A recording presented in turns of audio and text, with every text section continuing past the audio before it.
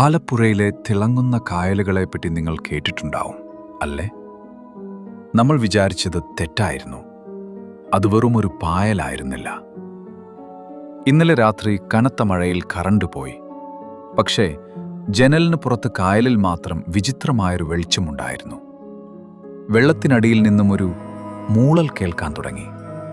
അപ്പൂപ്പൻ എൻ്റെ കയ്യിൽ മുറുകെ പിടിച്ചു. പുള്ളിയുടെ മുഖത്ത് പേടിയില്ലായിരുന്നു. പതുക്കെ അദ്ദേഹം മന്ത്രിച്ചു. നക്ഷത്രങ്ങളിൽ നിന്ന് വന്നവർ ഉണരുകയാണ്.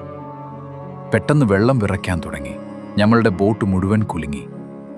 നോക്കി നിൽക്കെ ആ വെള്ളം ഗുരുത്വാകർഷണമില്ലാത്തതുപോലെ മുകളിലേക്കുയർന്നു.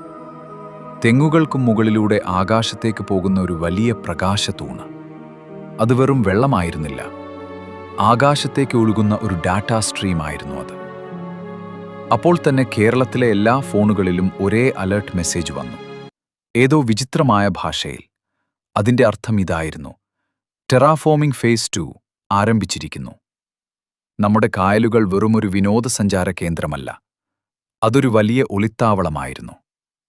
ഇന്നലെ രാത്രി അവർ പുറത്തു വന്നിരിക്കുന്നു.